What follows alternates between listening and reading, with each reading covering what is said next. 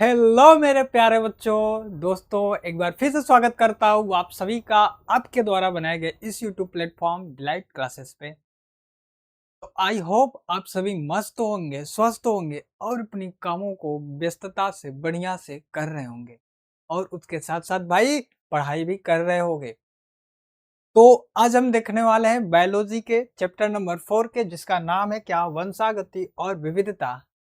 ठीक है, वंशागति और विविधता के सिद्धांत, ये चैप्टर का नाम है। तो इसके हम इम्पोर्टेंट क्वेश्चंस देखने वाले हैं जो हर साल बोर्ड एग्जाम में पूछे जाते हैं, है ना। जो हर साल भाई आपके सीधे बोर्ड एग्जाम में आ जाता है और कहता है, क्या कहता है जी, लो आ गए हम। क्या लगता था तेरे को हम नहीं लौटेंगे, ले आ गए हम, है ना। तो ऐसा नहीं है कि हम नहीं पढ़ेंगे या फिर ये सोच के हटा दे वीडियो को कि भाई ये तो ये क्या है, ये क्वेश्चन तो हम बाद में पढ़ लेंगे, बाद में देख लेंगे। लेकिन नहीं नहीं, पछताओगे फिर, है ना। तो वीडियो के अंत तक बने रहना और देखो कि क्या क्या क्वेश्चंस है, कैसा कैसा क्वेश्चंस है ना। उम्मीद करता हूँ आप बढ़िया से देखेंगे, है ना। ब्लरिंग हो रहा है जी बार बार, ये क्यों हो रहा है भाई, है टिन टिन। ठीक है, बढ़िया है। चलो चलो, तो चलते हैं अपने क्वेश्चंस पे, है ना। पहले देखेंगे भाई दीर्घ उत्तरी प्रश्न, है ना। क्या दीर्घ उत्तरी प्रश्न जो 5 नंबर में पूछे जाते हैं। कितने नंबर में भाई, 5 नंबर में आपके बोर्ड एग्जाम में जो पूछा जाता है, पहले उसको देख लेते हैं, है ना। तो चलिए स्टार्ट करते हैं, स्टार्ट किया जाए। हाँ सर, स्टार्ट। ठीक है, हाँ। तो ये रहा हमारा पहला क्वेश्चन, आप सभी की स्क्रीन पे दिख रहा है। क्या है जी, कि मेंडल के वंशागति के नियमों की व्याख्या कीजिए, है ना। व्याख्या कीजिए एक संकर संकर के आधार पर, है ना। एक संकर संकरण के आधार पर मेंडल के नियमों की व्याख्या करना है। तो हमें मालूम है जी कि 3 प्रकार के नियम मेंडल ने दिए थे, 3 प्रकार के नियम, जिसमें कौन कौन सा नियम था। पहला यही है प्रभाविता का नियम, है ना, प्रभाविता का नियम। और दूसरा नियम था क्या, पृथक्करण का नियम, है ना, पृथक्करण का नियम। और तीसरा नियम की बात करें तो स्वतंत्र अपव्यूहन का नियम। ये 3 प्रकार के नियम दिए गए थे, है ना। 3 प्रकार का नियम मिला था, जिसको हम पहला अध्ययन करेंगे, दूसरा, पहला दूसरा। और जो तीसरा नियम है ये पृथक्करण का नियम, हाँ पृथक्करण का नियम। तो वो आता है क्या भाई, वो आता है, नहीं, स्वतंत्र व्यूहन का नियम। तो वो आता है आपकी द्विसंकर क्रॉस में, है ना। द्विसंकरण संकरण में आता है ओ वाला नियम। ठीक है, तो इसमें हम क्या करेंगे, 2 नियमों का अध्ययन करना है। रेडी हो, रेडी हो भाई, चलो, है ना। पहला देखते कि भाई कि मेंडल के वंशागति के नियम की व्याख्या, नियम क्या कह रहा है देखो। तो ग्रेगर जॉन मेंडल, इनका पूरा नाम क्या है भाई, ग्रेगर जॉन मेंडल। ठीक है, मेंडल मेंडल ने मटर के पौधे पर प्रयोग करके वंशागति के 3 मुख्य नियम दिए, है ना, नियम दिए। जो एक संकर संकरण के आधार पर 2 मुख्य नियम होते हैं और तीसरा नियम द्विसंकर संकरण के नियम पर ही काम करता है। ठीक है, तो 2 नियम को यहाँ अध्ययन करते हैं। जो पहला है क्या है, प्रभाविता का नियम, है ना। प्रभाविता का नियम क्या है, इसमें जब 2 विपरीत लक्षण वाले, ठीक है, विपरीत लक्षण वाले शुद्ध पौधे के बीच संकरण कराया जाता है तो प्रथम पीढ़ी में केवल एक ही लक्षण दिखाई देता है। ठीक है, और दिखाई देने वाले लक्षण को प्रभावी लक्षण, और जो लक्षण दिखाई नहीं देता है उसे क्या बोलते हैं, अप्रभावी लक्षण। यानी कि हम 2 विपरीत लक्षणों के बीच संकरण करा रहे हैं, संकरण करा रहे हैं। और F1 पीढ़ी में यानी पहली पीढ़ी में जो लक्षण प्रकट होते हैं उसे क्या बोलते हैं, उसे क्या बोलते हैं भाई, प्रभावी लक्षण। और जो नहीं प्रकट होता है, जो नहीं दिखता है, उसे क्या बोलते हैं, अप्रभावी लक्षण। ठीक है, अप्रभावी लक्षण। ठीक है, जैसे जैसे एग्जाम्पल में क्या आता है, कैपिटल टी यानी शुद्ध लंबे बौने, शुद्ध लंबे पादप। और दूसरा आता है स्मॉल टी यानी शुद्ध बौना। ठीक है, इनके बीच हम अगर क्रॉस कराएं, है ना, क्रॉस कराएं तो सभी पौधे कैसे आते हैं, कैपिटल टी स्मॉल टी यानी संकर लंबे पौधे आते हैं, है ना, संकर लंबे पौधे। यानी कि एक लक्षण प्रभावी बन जा रहा है और दूसरा अप्रभावी, है ना। एक लक्षण प्रभावी बन जा रहा है और दूसरा, ठीक है, यही है कैपिटल टी और कैपिटल स्मॉल टी, है ना। तो इनके बीच कराते हैं तो F1 पीढ़ी में सभी आते हैं कैपिटल टी स्मॉल टी, है ना। ये पढ़े हो, कराया गया है सब डिटेल में कि कैसे क्या होता है। क्लियर है बात है, हमको उम्मीद होगा सब क्लियर होगा, ठीक है। स्क्रीनशॉट लेना चाहते हैं तो ले लो। चलते हैं आगे, चले। हाँ, अब दूसरा इसी का है ना, दूसरा जो नियम है क्या है, दूसरा नियम की बात कर ले तो क्या है भाई,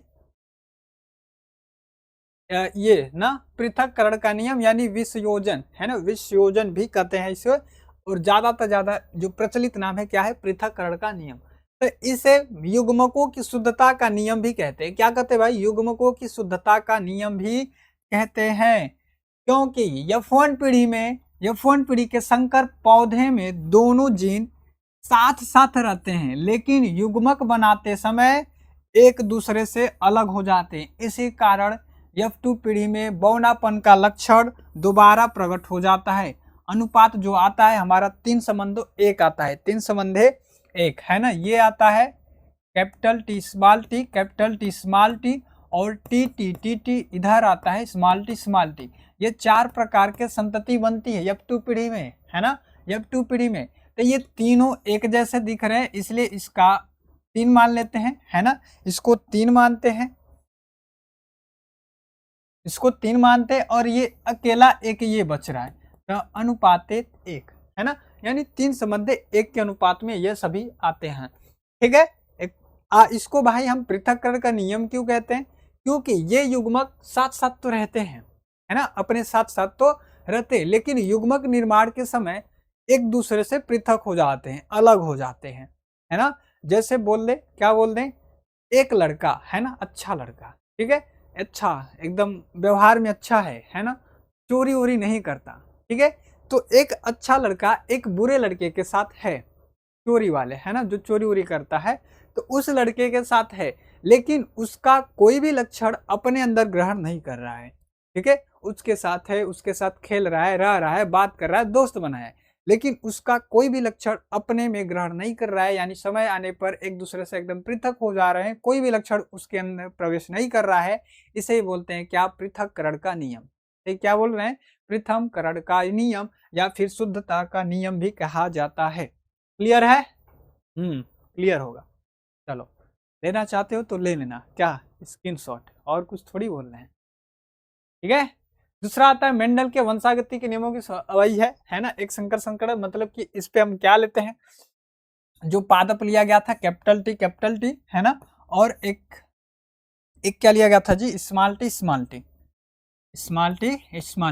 इसका नाम क्या होता है, इसको क्या लिख सकते हैं, शुद्ध बौना, है ना जी, क्या लिखेंगे, शुद्ध बौना। और इसका नाम देखिए तो क्या लिखेंगे, शुद्ध लंबा, ठीक है, लंबुआ मत कहना, लंबा, ठीक है।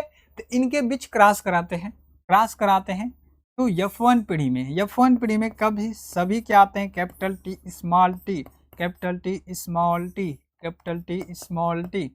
ठीक है, ऐसा सभी आते हैं। ये कौन सी पीढ़ी हुई भाई, F1 पीढ़ी। ये सब कराए हो, समझ में आ रहा होगा, हमें उम्मीद है, ठीक है। अब इनमें स्वयुग्मन कराते हैं, F2 पीढ़ी में जाते हैं, ठीक है, F2 पीढ़ी में। तो इसमें क्या होता है, हम देख रहे हैं क्या आ गया, कैपिटल टी, ठीक है, और एक आया कैपिटल टी स्मॉल टी, और दूसरा भी आया कैपिटल टी स्मॉल टी, और तीसरा चौथा यानी आ रहा है क्या, स्मॉल टी, ठीक है। तो इन तीनों का अनुपात जो आता है 3:1 क्या आता है भाई, 3:1 आता है ना, यही अनुपात आता है। अगर इस तरह से देखें, ये क्या है भाई, लक्षण प्रारूप है ना, लक्षण प्रारूप है, ठीक है, लक्षण प्रारूप यानी फिनोटाइप, ठीक है, फिनोटाइप का अनुपात 3:1।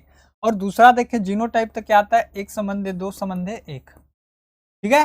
हाँ, बात क्लियर होगी, क्लियर है ना, ठीक। आगे चलते हैं जी, ठीक। आगे क्या बोला है कि मेंडल के स्वतंत्र अपव्यूहन, ठीक है, ये तीसरा नियम आता है, तीसरा नियम यही है, स्वतंत्र अपव्यूहन का नियम, है ना। तो मेंडल ने 3 नियम दिया था, स्वतंत्र अपव्यूहन का नियम, पृथक्करण का नियम और प्रभाविता का नियम। तो यही 3 नियम है ना। तो स्वतंत्र अपव्यूहन के नियम को द्विसंकर संकरण के उदाहरण से समझाइए, है ना। ये द्विसंकर संकरण क्रॉस पे ही समझा पाता है या फिर इसी का उदाहरण मान ले तो है, ठीक है। तो इसमें क्या बोला है, स्वतंत्र विहरण के नियम में जब 2 या 2 से अधिक, है ना, 2 या 2 से अधिक जोड़ी विपरीत लक्षण वाले पौधों के बीच क्रॉस कराया जाता है तो किसी एक लक्षण की वंशागति दूसरे लक्षण की वंशागति पर कोई प्रभाव पड़ता ही नहीं है, कोई प्रभाव नहीं पड़ता। दोनों लक्षण जीन स्वतंत्र रूप से युग्मक में पाए जाते हैं, है ना। कहने का अर्थ है कि हम दो विपरीत लक्षण को क्रॉस कराते हैं, है ना। दोनों विपरीत लक्षणों के बीच क्रॉस कराया जाता है, लेकिन उसमें से केवल एक ही लक्षण प्रकट होता है ना। एक ही लक्षण आता है भाई, ठीक है। F1 पीढ़ी में क्या एक ही लक्षण आता है, यानी कि दूसरे युग्मक पर कोई भी प्रभाव नहीं पड़ता, ठीक है, कोई भी प्रभाव नहीं पड़ता, है ना। जैसे ये देखो, जैसे देखो हमने जो मेंडल के द्विसंकर संकर अनुपात है, इसमें पौधे लिए गए थे। कौन से पौधे भाई, गोल पीले, है ना। एक पौधा का नाम था गोल पीले, है ना, इधर है पीले बीज पत्र वाले, ठीक है। मेंडल ने गोल व पीले, ठीक है, गोल व पीले बीज लिए का क्रॉस झुर्रीदार हरे बीज से, ठीक है। झुर्रीदार हरा जिसे हम क्या दर्शाते हैं, small R small R small Y, ठीक है, ये रहा, है ना। इससे दर्शाया जाता है झुर्रीदार हरे बीज को, ठीक है। तो F1 पीढ़ी में सभी बीज गोल और पीले, यानी कि capital R capital Y small Y ऐसे आते हैं। सभी को माना जाता है क्या, गोल और पीले बीज, यानी कि ये हमारा स्मॉल आर और स्मॉल वाई ये क्या बन जाते हैं भाई, अप्रभावी बनते हैं, अप्रभावी बनते हैं। अप्रभावी किसे कहते हैं, अभी बताया गया है ना, कि जो F1 पीढ़ी में प्रकट नहीं होता है, तो ये प्रकट नहीं हो रहा है, अप्रभावी बन जाता है भाई। प्रभावी मतलब कि अगर दो लड़कों को बैठा दे, एक ठो मोटका एक ठो पतिलका, तो मोटका दबा देगा ना पतिलका को, वही हाल होता है, ठीक है। ये इसको क्या करता है, दबा देता है, भाई तुम छोटे हो दब जाओ, ठीक है, अपना लक्षण दिखा देता है, ठीक है। तो जब F1 पीढ़ी के पौधे स्वपरागण, ठीक है, सेल्फ पोलिनेशन फिर करते हैं, कराया जाता है, तो F2 पीढ़ी में 4 प्रकार के संयोजन मिलते हैं, जिनकी लक्षण प्रारूप हम बात करें अगर फिनोटाइप की लक्षण प्रारूप का अनुपात तो 9 समन्वय 3 समन्वय 3 समन्वय 1 आता है ना। क्या आता है, 9 समन्वय 3 समन्वय 3 समन्वय 1, ठीक है। जबकि अगर ये फिनोटाइप है, अगर जीनोटाइप की बात करें, जीनोटाइप की बात करें तो ये क्या आता है भाई, क्या आता है, हाँ क्या आता है, जीनोटाइप क्या आता है भाई, 1 समन्वय 2 समन्वय 1 2 समन्वय 2 समन्वय 4 2 समन्वय 1 रहे, 1 समन्वय 2 समन्वय 1, ठीक है। यानी कि 1 2 1 2 2 4 1 2 1, ठीक है। ये अनुपात आता है, इसका कौन सा अनुपात, जीनोटाइप आता है ना। तो यानी कि जो फिनोटाइप में देखा जाता है कौन कौन सा आता है, 9 आते हैं भाई गोल और पीले बीज, क्या आते हैं, गोल और पीले बीज, और गोल और हरे बीज 3 आते हैं, झुर्रीदार और पीला बीज 3 आता है, केवल एक ही बेचारा आता है झुर्रीदार और हरा बीज, झुर्रीदार और हरा बीज। यानी कि यहाँ पर सभी लक्षण प्रकट हो जाते हैं। हम जो बीज लिए थे सभी, जैसे झुर्रीदार हरा लिए थे, आ गया झुर्रीदार हरा, है ना। और ये 2 प्रकार के अलग आए हैं, हम गोल पीले तो लिए थे ही, और ये गोल हरे अलग आ गए हैं, झुर्रीदार पीला ये भी नया वैरायटी आया है। तो 2 नए आए हैं और 2 हमारे वही पादप हैं, ठीक है, वही पादप है ना। क्लियर है बात, क्लियर बाहो। चलो चलो आगे चलते, अगला प्रश्न तीसरा है ना, ठीक है जी। तीसरा प्रश्न है,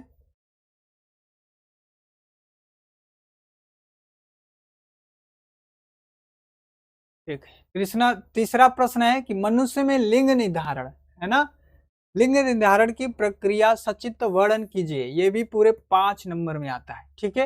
ये भी कितने नंबर में आता है जी, 5 नंबर में, कि मनुष्य में लिंग निर्धारण प्रक्रिया की सचित्र वर्णन कीजिए। अब देखो, अगर कोई प्रश्न पूछता है तो आपको रेखांतरित मतलब सचित्र वर्णन करना है ना, ऐसा प्रश्न आता है। अभी हमने जैसे एक संकर क्रॉस देखा, तो उसमें कैपिटल टी स्मॉल टी का आरेख बनाना होगा, है ना, कैसे संकरण हुआ वो बनाना होगा। अगर हम ये बनाते हैं तो फुल मार्क्स मिल जाएगा, ठीक है। द्विसंकर क्रॉस में भी आपने जो पादप लिए हैं गोल पीले और झुर्रीदार हरा, तो इसका भी संकर करा करके दिखाना होगा, है ना। बीच में कहीं भी करा सकते हैं, अच्छा लगेगा और फुल मार्क्स मिल सकता है। ठीक है, कोई नंबर कटेगा ही नहीं भाई फिर। ठीक है, तो इसमें भी हम बना सकते हैं आरेख, है ना, बना करके दिखा देंगे कैसे बनेगा इसका। ठीक है, तो उत्तर है क्या है कि मनुष्य में लिंग निर्धारक क्रोमोसोम है, यानी कि क्या गुणसूत्र के आधार पर होता है। मनुष्य की प्रत्येक कोशिका में 23 है ना, 23 जोड़ी गुणसूत्र, यानी संख्या में बोल दे तो 46 गुणसूत्र होते हैं। इनमें 22 जोड़ी गुणसूत्र क्या होते हैं भाई, ऑटोसोमल गुणसूत्र होते हैं, यानी 44 गुणसूत्र कौन से होते हैं, ऑटोसोमल काई गुणसूत्र होते हैं। ठीक है, जिसे दैहिक गुणसूत्र भी बोलते हैं। और बचा 2 गुणसूत्र, वो क्या होता है, लिंग गुणसूत्र, है ना। 2 गुणसूत्र क्या होता है जी, लिंग गुणसूत्र होता है ना, यानी सेक्स क्रोमोसोम होता है। ठीक है, ये रहा ऑटोसोम्स कहते हैं। ठीक है, जबकि ये ऑटोसोम्स हम गुणसूत्र की बात कर ले तो ये नर हो या मादा दोनों में एक जैसा रहता है ना। ऑटोसोम्स जो गुणसूत्र है दोनों में कैसा होता है भाई, एक जैसा होता है। लेकिन लिंग गुणसूत्र क्या होता है, दोनों में अलग अलग होते हैं, है ना, अलग अलग होते हैं। जैसे यहाँ पर दिया गया है कि स्त्रियों में यह एक जोड़ी होते हैं, यानी कि XX क्रोमोसोम होते हैं, जबकि पुरुष में क्या होते हैं भाई, XY होते हैं। पुरुष में क्या होते हैं, XY होते हैं, है ना। ठीक है, 23 जोड़ी गुणसूत्र में से एक जोड़ी गुणसूत्र लिंग गुणसूत्र होता है। ठीक है, और ये लिंग गुणसूत्र दोनों नर और मादा दोनों में अलग अलग होते हैं, जबकि O22 जोड़ी गुणसूत्र यानी ऑटोसोमल क्रोमोसोम दोनों में कैसा होता है, एक समान होता है या फिर एक जैसा होता है। ठीक है, प्रक्रिया देख लेते हैं, है ना। प्रक्रिया में क्या है, लिंग निर्धारण की क्रियाविधि। जब युग्मक बनाते हैं तो माता से केवल X क्रोमोसोम यानी कि X प्रकार के ही अंडे का निर्माण होता है। ठीक है, इसमें से और कोई क्रोमोसोम नहीं बनेगा, कोई और X नहीं बनेगा, एक है ना, अंडा नहीं बनेगा, क्योंकि इसमें जो हमारे गुणसूत्र है, लिंग गुणसूत्र, ये तो XX ही है, तो भाई XY वाला बनता है ना, और कोई बनता नहीं है। लेकिन पिता से क्या भाई, 2 प्रकार के शुक्राणु बनते हैं। कितने प्रकार के, 2 प्रकार के शुक्राणु बनते हैं, जिसमें 50% X वाले और 50% Y वाले होते हैं। ठीक है, यदि X क्रोमोसोम यानी X गुणसूत्र वाला शुक्राणु अंडाणु को निषेचित करता है, X वाला शुक्राणु X वाले शुक्राणु को निषेचित करता है, तो क्या होगा भाई, XX का यानी कि लड़की का निर्माण होगा। ठीक है, यदि Y क्रोमोसोम वाला शुक्राणु अंडे को निषेचित करता है तो संतान XY यानी कि लड़का बनेगा। ठीक है, निष्कर्ष में क्या लिख सकते हैं, निष्कर्ष में इनमें स्पष्ट होता है कि मनुष्य संतान का लिंग इस बात पर निर्भर करता है कि पिता से कौन सा गुणसूत्र आया है, इसके लिए माता जिम्मेदार नहीं होती, है ना। यानी कि मनुष्य के लिंग निर्धारण में भाई ये क्लियर होता है कि जो लड़की होगा या लड़का होगा इसका निर्धारण पिता ही करता है, माता नहीं करती है। ठीक है, कौन करता है भाई, पिता करता है। ठीक, क्योंकि महिला में 2 XX क्रोमोसोम होते हैं, लिंग गुणसूत्र जो होते हैं XX होते हैं, तो इसमें जो अंडाणु बनते हैं XY वाली बनते हैं, है ना, 100% X वाले बनते हैं। ठीक, जबकि पुरुष में क्या, X और Y, तो दोनों प्रकार के बनते हैं। अब ये वाला X वाला जिससे जाकर के मिल जाएगा, X वाला X से मिला, है ना, इधर तो X है तो X से जाकर के मिला तो XX बन गया यानी लड़की बन गई, और Y वाला जाके मिला तो XY बन गया यानी लड़का बन गया। क्लियर है बात, क्लियर है। आरेख देख लें इसका, और खाली स्थान भी नहीं है, खाली स्थान भी नहीं है।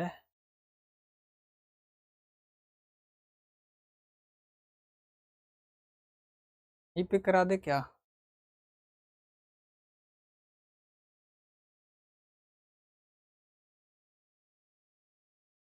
ठीक है, देखो यहीं पे देख लो, इस सवाल को मत देखना अभी। ठीक है, सवाल को मत देखना, हम क्वेश्चंस कराते हैं, यानी कि इस जो क्रोमोसोम होता है, जो गुणसूत्र होता है उसको कराते हैं। ठीक है, 44 गुणसूत्र होते हैं, काई गुणसूत्र। ठीक है, ले लेते हैं इसका क्या, माता लिख देते हैं। ठीक है, ये माता है, तो 44 इंटू XX। ठीक है, 44 इंटू XX, और इधर क्या होगा, पिता में क्या बनेगा जी, 44 रहेगा, है ना, 44 रहेगा, और एक XY।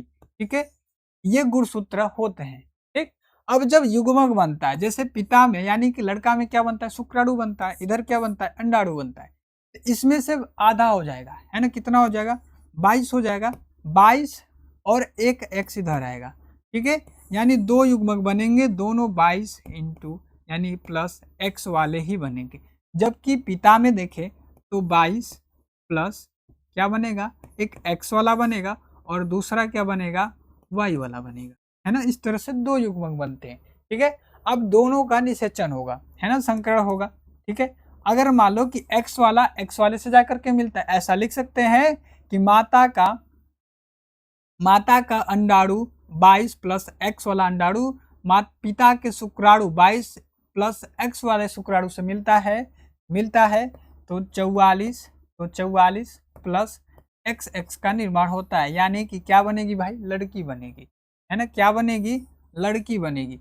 और ये भी लिख सकते हैं कि माता का या फिर पिता का 22 प्लस y वाला शुक्राणु माता के 22 प्लस x वाले से मिलता है, तो इधर क्या बनेगा, 44, है ना, 44 प्लस XY का निर्माण होता है, यानी कि लड़का का निर्माण होता है। ठीक है, और यही सेम बात यहाँ भी लिख सकते हैं, है ना, यहाँ भी लिख सकते हैं कि लड़की बनेगी, और इससे मिलेगा तो क्या बनेगा भाई, क्या बनेगा, लड़का बनेगा। ठीक है, ये आरेख रहा, है ना, यानी कि हम देख रहे हैं 2 बार आया है 44। ठीक है, ये रहा और ये रहा, और ये 2 बार आया है। ठीक है, यानी हम निष्कर्ष में क्या लिख देंगे, 50% लड़की होती है।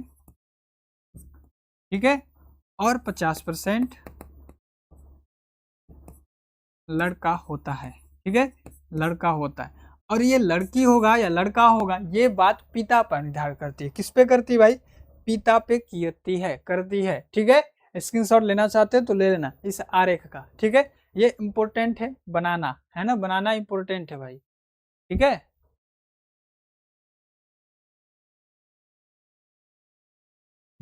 तो धोखेबाज हो के। चलो चलते हैं अपने क्वेश्चंस पे, है ना। चौथा क्वेश्चन देखना था, ठीक है, इसी को देखना है ना।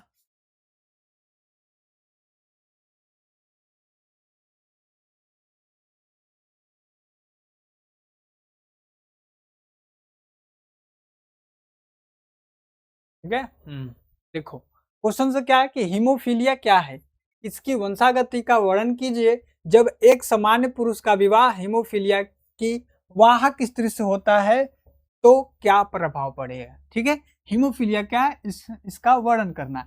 और जब एक सामान्य पुरुष का विवाह तो किससे हो जाता है भाई, हीमोफीलिया की वाहक से हो जाता है, तो क्या होगा। उत्तर है, देखना क्या, कि हीमोफीलिया यह एक लिंग, है ना, लिंग संलग्न अप्रभावी एक्स लिंग, है ना, यहाँ एक्स रहेगा, एक्स लिंग संलग्न अप्रभावी रोग है। ठीक है, अप्रभावी विकार या फिर रोग है, अनुवांशिक रोग है। इस रोग से पीड़ित व्यक्ति के शरीर में चोट लगने पर, है ना, चोट लगने पर रक्त का थक्का नहीं बनता या फिर नहीं जमता, बहुत देर से जमता है ना, जिससे अत्यधिक खून बहने से व्यक्ति की मृत्यु भी हो सकती है। इसे शाही बीमारी भी कहते हैं। क्या कहते हैं भाई, शाही बीमारी। ठीक है, शाही यानी रॉयल डिजीज भी कहा जाता है। ठीक है, यानी कि हीमोफीलिया से ग्रसित व्यक्ति है अगर, ठीक है, ग्रसित है, तो उसे चोट लग जाने पर रक्त का थक्का नहीं जमता है। जबकि अगर एक सामान्य व्यक्ति को देखते हैं तो चोट लगता है, थक्का जमना प्रारंभ हो जाता है ना, थक्का ही जम करके उस ब्लड के बहाव को रोकता है, प्रेशर को रोकता है, लेकिन इसमें रक्त का थक्का नहीं जमता है, तो वो व्यक्ति क्या हो जाता है, रक्त का ज्यादा बहाव हो जाता है, जिसके कारण उसकी मृत्यु भी हो सकती है अगर हम सही टाइम पर डॉक्टर के पास नहीं पहुंचते हैं तो। ठीक है, तो ऐसा देखा जाता है। ठीक, लेकिन अगर हम एक्स जो हीमोफीलिया है इसको देखें तो एक्स संलग्न रोग है, और दर्शाते कैसे, एच से। ठीक है, एक्स संलग्न रोग है, दर्शाया किससे जाता है भाई, एच से दर्शाया जाता है, यानी हीमोफीलिया से ही दर्शाया जाता है। ठीक है, हीमोफीलिया से ही दर्शाया जाता है। ठीक है, इसका आरेख देख लेना है ना, वही बात लिखी गई है कि भाई कैसा आरेख प्राप्त होगा। ठीक है, आरेख कैसा प्राप्त होगा पढ़ लेना अगर पढ़ना है तो। ठीक है, स्क्रीनशॉट ले लेना, हम आरेख बनाते हैं। ठीक है, वही क्वेश्चन है, हम आरेख बनाते हैं। ठीक है, यानी कि लड़की कैसी है भाई, लड़की कैसी है, वाहक है। ठीक है, वाहक का अर्थ है कि किसी एक ही क्रोमोसोम पर एक्स संलग्न पाया जाएगा, H पाया जाएगा, यानी कि एक पर ही होगा, दोनों पर होगा तो क्या बनेगी, पीड़ित बनेगी। ठीक है, क्या बनेगी जी, पीड़ित बनेगी। यानी कि ये कैसी है, वाहक है ना, कैसी है भाई, वाहक स्त्री है। ठीक, वाहक स्त्री है। ठीक है, और जो पुरुष है कैसा है, सामान्य है। पुरुष कैसा है भाई, सामान्य है, कोई इसमें रोग नहीं है।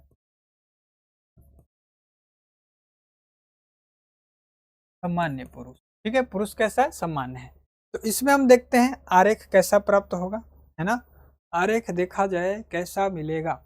ठीक है, देखो कराते हैं, है ना, एक्स एक्स नॉर्मली आया, कोई दिक्कत नहीं। ठीक है, ये वाला एक्स, ये वाला एक्स, यानी कि इसको हम क्या लिख देंगे, सामान्य, सामान्य पुत्री। ठीक है, इसका कराते इससे तो एक्स वाई आता है, एक्स वाई आता है। ये भी क्या आया भाई, सामान्य पुत्र, सामान्य पुत्र। ठीक है, इसका करा इससे एक्स एक्स, लेकिन एक्स एक पर एच मिला है ना, तो ये क्या बना भाई, वाहक बना, है ना, पीड़ित नहीं है। लड़का होता तो पीड़ित हो जाता है।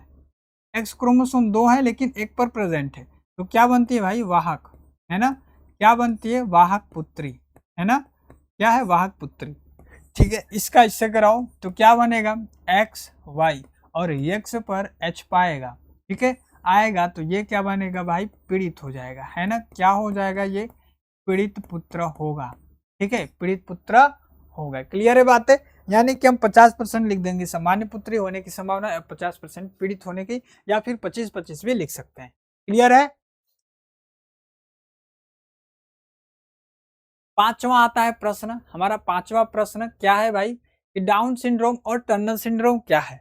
ठीक है, डाउन सिंड्रोम और टर्नर सिंड्रोम क्या है।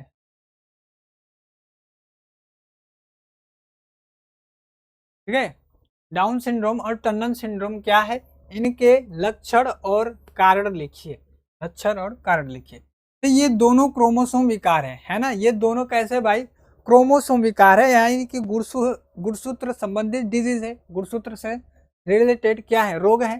ठीक है, तो गुणसूत्र की संख्या में बदलाव के कारण होते हैं। ये कैसे होते हैं भाई, गुणसूत्र संख्या में बदलाव हो जाता है।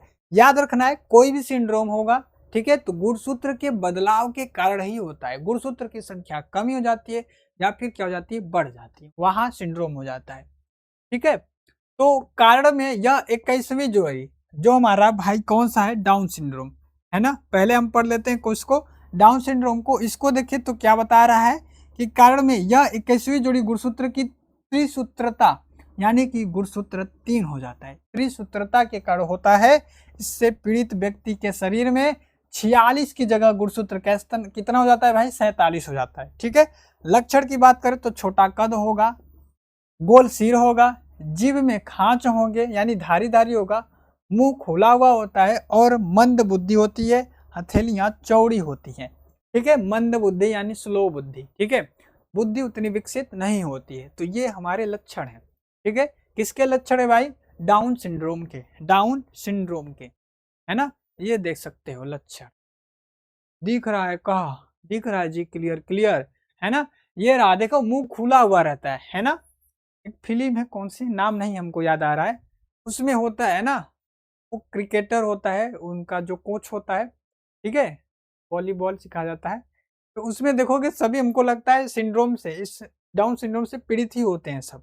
ठीक है, मुंह खुला हुआ होता है ना, बोलने में इन सबको अजीब फील होता है, हथेलियां चौड़ी होती हैं। ठीक है, और जो जीभ होता है इस पे खांच होता है यानी रेखा होती है। ठीक है, कान भी नहीं सही से होता है, यानी कि सभी अंग अविकसित होते हैं। ठीक है, पूर्ण रूप से विकसित नहीं होते। क्लियर है।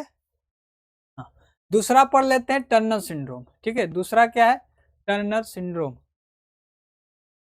ठीक है, दूसरा क्या है भाई, टर्नर सिंड्रोम। इसको देख लेते हैं टर्नर सिंड्रोम को। ठीक है, तो कारण की बात कर ले तो यह केवल स्त्रियों में होता है और एक एक्स गुणसूत्र की कमी हो जाती है। ठीक है, इसमें गुणसूत्र की मतलब स्त्रियों में एक्स एक्स क्रोमोसोम होता है, तो इसमें से एक एक्स क्रोमोसोम गायब हो जाता है इस तरह से। ठीक है, और इसको हम दर्शाते हैं शून्य से, यहाँ शून्य लिख दिया जाता है।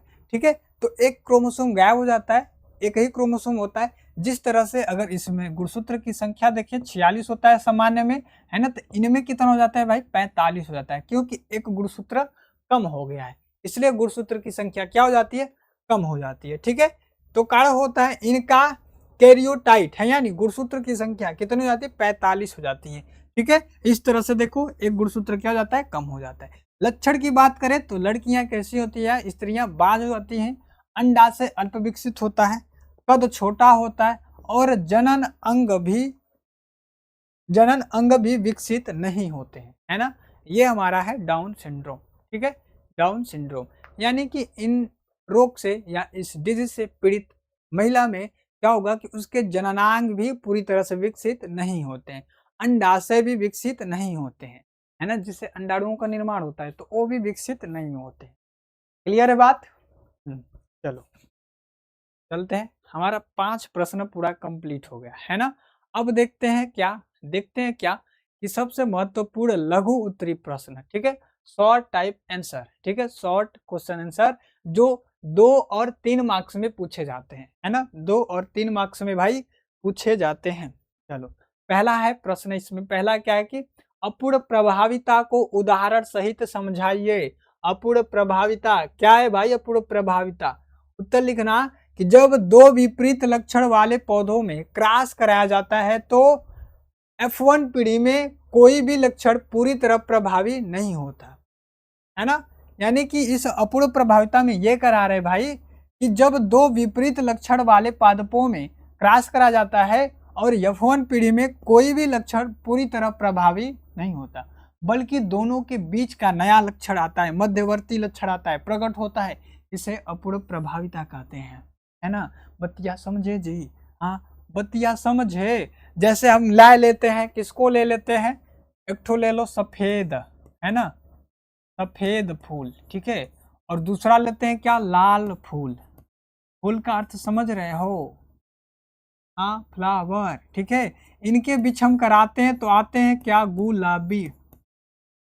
आंखें तेरी गुलाबी है गुलाबी। ठीक है, तो सफेद और लाल के बीच हम संकरण कराते हैं तो जो F1 पीढ़ी में पादप आते हैं कैसे आते हैं भाई, गुलाबी आते हैं। यानी कि इनके बीच का लक्षण आया, ना ही सफेद आया और ना ही लाल आया, कौन आ गया, गुलाबी आ गया, है ना, गुलाबी आ गया। ठीक है, तो ठीक इसी प्रकार इसे ही बोलते हैं क्या, अपूर्ण प्रभाविता। जैसे उदाहरण में देखा मिराबिलिस, है ना, उदाहरण क्या है, मिराबिलिस जलापा, ये पौधे का नाम है, या गुलाबास के पौधे में जब लाल फूल यानी कि RR का क्रॉस सफेद फूल वाले पौधे से कराया जाता है तो F2 पीढ़ी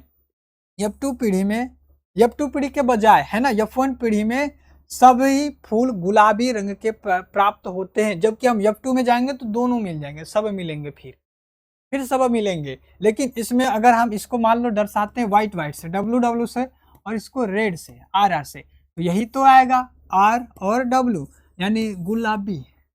कौन सा आ गया, गुलाबी आ गया। क्लियर है बात, क्लियर है जी, ले लेना स्क्रीनशॉट।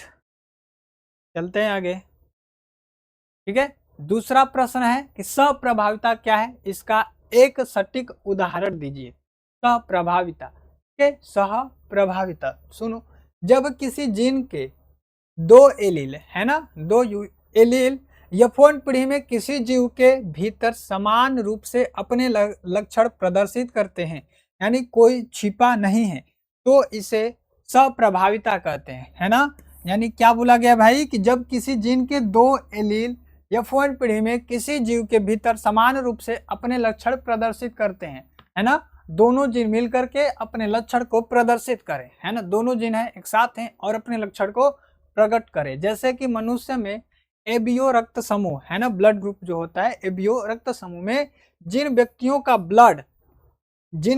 ब्लड ग्रुप क्या होता है भाई, AB होता है, तो उनमें एंटीजन जो होता है, आरबीसी में एंटीजन क्या होता है भाई, A और B दोनों पाया जाता है ना, एंटीजन A और B दोनों पाया जाता है। जबकि अगर हम एंटीबॉडी की बात करेंगे तो AB में कोई एंटीबॉडी नहीं होता। ठीक है, क्लियर है बात, क्लियर है जी। चलो आगे चलते हैं, तीसरा प्रश्न देखते हैं। तीसरा क्या है कि वर्णांधता, है ना, यानी कलर ब्लाइंडनेस।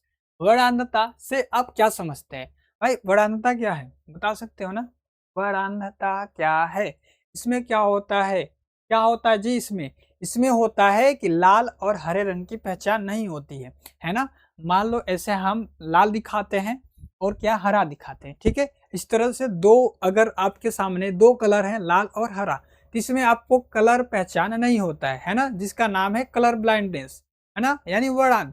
लाल और हरे रंग में कोई भी पहचान नहीं होता है कि हम कौन सा कलर लिए, यानी कंफ्यूजन होता है। इसी को क्या बोलते हैं भाई, वर्णांत बोलते हैं, है ना। इसको दर्शाते कैसे, सी से। किससे दर्शाया जाता है, सी से दर्शाया जाता है। क्लियर है, ये क्लियर है भाई, हाँ क्लियर होगा, ठीक है, तो क्लियर होगा। तो भाई यही बात लिखी गई है ना, एक्स संलग्न रोग है, ठीक, अनुवांशिक रोग है। इस रोग से पीड़ित व्यक्ति लाल और हरे रंग में भेद नहीं कर पाता, यानी अंतर नहीं कर पाता है। क्योंकि पुरुषों में केवल एक्स क्रोमोसोम होता है, इसलिए पुरुष इस रोग से स्त्री की तुलना में बहुत ज्यादा पाए जाते हैं।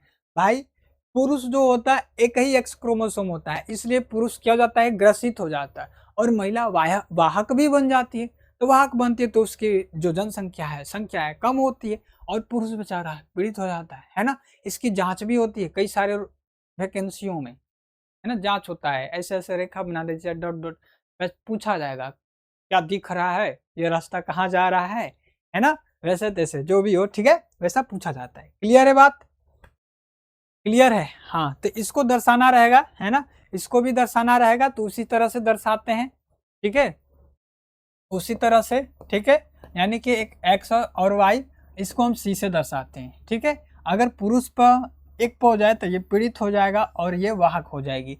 महिला पीड़ित कब होगी, दोनों पर आए तब, जबकि इसके अपेक्षा पुरुष पे एक पर ही आ गया, ये पीड़ित हो गया, ठीक है, क्लियर है। चलो आगे चलते हैं। चौथा प्रश्न है क्या, प्लियोट्रॉफी, है ना, या इसको दूसरी भाषा में हिंदी में क्या कहते हैं, बहुप्रभाविता। बहुप्रभाविता किसे कहते हैं, जब एक सिंगल जीन शरीर के एक से अधिक लक्षणों का निर्धारण करता है, नियंत्रित करता है, प्रभावित करता है, तो उस जीन को प्लियोट्रॉफी यानी बहुप्रभावी जीन कहते हैं। क्या कहते हैं भाई, बहुप्रभाविता कहते हैं, है ना। यानी कि एक सिंगल जीन ही शरीर के कई सारे लक्षणों को काम कर रहा है ना। एक सिंगल जीन शरीर के कई लक्षणों पर नियंत्रण कर रहा है ना, नियंत्रण कर रहा है। इसे क्या बोलते हैं, बहुप्रभाविता। क्या बोला जाता है जी, बहुप्रभाविता, है ना। जैसे बोल दे कि एक सिंगल मास्टर, है ना, एक सिंगल मास्टर अपने पूरे क्लास के बच्चों को नियंत्रण करता है, मैनेज करता है, ये क्या हुआ, बहुप्रभाविता, है ना। एक कल्ला बेचारा है, सभी को नियंत्रण कर रहा है। अब कभी ऐसा ही हो जाए कि सभी बच्चे मिलकर के टीचर को नियंत्रित करें, सभी बच्चे मिलकर के एक टीचर को नियंत्रण करें, है ना, तो ऐसा भी होता है, ठीक है। तो इसको क्या बोलते हैं, बहुप्रभाविता बोलते हैं। उदाहरण के लिए सिकल सेल एनीमिया रोग है, ठीक है, रोग है, यह जीन हीमोग्लोबिन के आकार को बदल देता है, साथ ही मलेरिया के प्रतिरोधक को क्या करता है, प्रभावित कर देता है ना। प्रतिरोधक क्षमता, जो प्रतिरोधक क्षमता होती है, स्वयं से लड़ने की क्षमता होती है, उसको प्रभावित कर देता है। और सिकल सेल, है ना, जिसमें आरबीसी हमारी, उसकी आकार होता है गोल, और वो बन जाता है कैसा, टेढ़ा, चांद के आकार का बन जाता है, इसे बोलते हैं सिकल सेल, ठीक है। जिसमें हाथ पांव फूलने लगते हैं, ठीक है, ब्लॉक करने लगता है नशे को, तो हाथ पांव फूलने लगते हैं। क्लियर है। चलो पांचवा प्रश्न, है ना, पांचवा, अपने लास्ट टॉपिक की ओर चल रहे हैं। लास्ट टॉपिक के बाद, इसके बाद सेशन को खत्म किया जाएगा, है ना। आज के सेशन को फिर क्या किया जाएगा भाई, खत्म कर दिया जाएगा। और ये भी इम्पोर्टेंट क्वेश्चन, कैसा जी, इम्पोर्टेंट है ना, हल्का में मत लेना इसे भी, ठीक है। तो प्रश्न क्या है, पेडिग्री, यानी कि पेडिग्री एनालिसिस, यानी वंशावली विश्लेषण क्या है, वंशावली विश्लेषण क्या है, इसका क्या महत्व है, ठीक है। यानी कि किसी मानव परिवार में कई पीढ़ियों के लक्षण या आनुवंशिक विकारों के इतिहास को एक आरेख या फैमिली ट्री के रूप में प्रदर्शित करना वंशावली विश्लेषण कहलाता है, ठीक है। यानी कि पीढ़ी दर पीढ़ी जो आनुवंशिक रोग है उसका एक लेख जोख बना करके रखना कि ये हुआ था, इनके दादा को ये हुआ था, इनके पापा को ये हुआ था, बच्चे को ये हुआ, फिर हमको ये हुआ है, तो हमारे बच्चे में कौन सा रोग जाएगा। इस तरह से क्या होता है कि क्लियर हो जाता है ना कि बच्चों में आनुवंशिक कोई रोग है या फिर नहीं है, है ना। जैसे हम हीमोफीलिया और वारांत पढ़ रहे हैं तो बता ही नहीं देंगे जी कि अगली पीढ़िया में कौन सा जाएगा, हीमोफीलिया प्रकट होगा कि नहीं होगा, ये सब बता देंगे, है ना। तो इसे ही बोला जाता है क्या, इसे ही बोलते हैं भाई, क्या बोलते हैं भाई, वंशावली विश्लेषण। ठीक है, वंशावली विश्लेषण। महत्व देखो, महत्व क्या है कि इसके द्वारा यह पता लगाया जा सकता है कि कोई विश्लेषण अनुवांशिक बीमारी जैसे कि हीमोफीलिया और थैलीसीमिया अगली पीढ़ी से जाएगी या नहीं, आएगी या फिर नहीं। ठीक है, यह अनुवांशिक परामर्श में बहुत मददगार है। ठीक है, यानी कि अनुवांशिक लक्षण में बहुत मददगार है। हम पता कर सकते हैं कि हमें या फिर हमारे बच्चों को कौन सा रोग होगा। ठीक है, क्लियर है। हम उम्मीद करते हैं अगर आप अच्छे से यहाँ तक देखे होगे, पढ़े होगे, तो भाई आपके 10 नंबर 5 नंबर तो पक्के हो जाएंगे, है ना। ये वैसे प्रश्न थे जो बोर्ड हर साल बोर्ड एग्जाम में पूछे जाते। तो उम्मीद करता हूँ आज की वीडियो आपके लिए यूजफुल बनी होगी, अच्छा लगा होगा। अगर आप हमारे चैनल पे नए हैं, पहले बार आए हैं, तो चैनल को सब्सक्राइब और वीडियो को लाइक शेयर करना ना भूलना। तो मिलते हैं भाई अगले वीडियो में, तब तक के लिए बाय।